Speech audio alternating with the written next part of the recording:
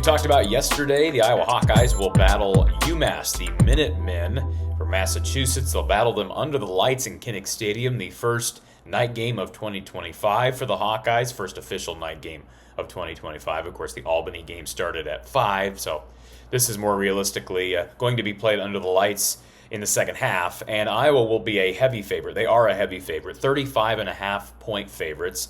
I'm going to give you my prediction, my score prediction. Will Iowa cover that number, and what will it look like in just a moment? But first, a reminder, we're giving away authentic Hawkeye player apparel courtesy of RTI Threads. We're giving away a Jacob Gill Nike ball cap plus a Jacob Gill sweatshirt, a prize pack worth over $100. We're giving that away this weekend for the winner of our game result contest. So all you have to do is go on either Instagram, Twitter, or on Facebook and enter your score prediction for today's game in the comment section of our contest post, along with the answer to our tiebreak question. So you can find the question and the tiebreak question over on our social media, X, Instagram, and Facebook. Again, what's the final score of Iowa UMass? We're going to be doing these giveaways throughout the season, courtesy of RTI Threads. So be sure you follow us and get your free, authentic Hawkeye apparel. So Iowa UMass, the spread is 35.5. The over-under sitting at 44.5.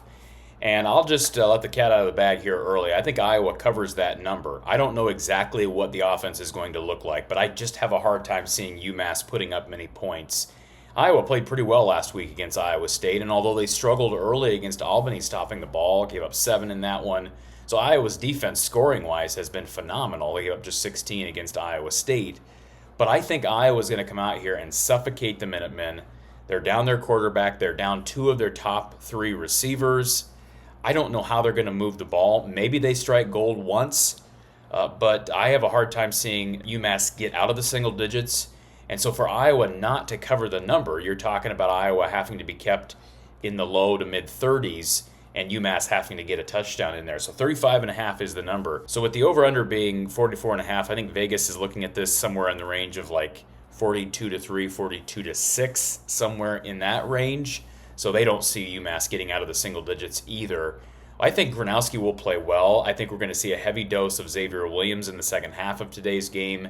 We'll see how Jazz Patterson factors in early. He played so well last week against Iowa State. There have been a lot of people who have been calling for him to play more, and perhaps he earned it after his performance against the Cyclones. You want to get Gronowski out early. You want to get Zach Wortworth out early because they're already down Addison Ostrenga for the season. He tore his Achilles this past weekend. So you want to get those guys out. I mentioned yesterday, offensive line, safeties. If you can get a lot of your starters out in the third quarter, that would be wise, especially with the trip to Piscataway coming up next Friday. But I think UMass will struggle to move the ball. I think Iowa special teams will bounce back. Caden Weegan may even have a punt return for a touchdown. Don't be surprised if he comes out guns blazing after his struggles last week.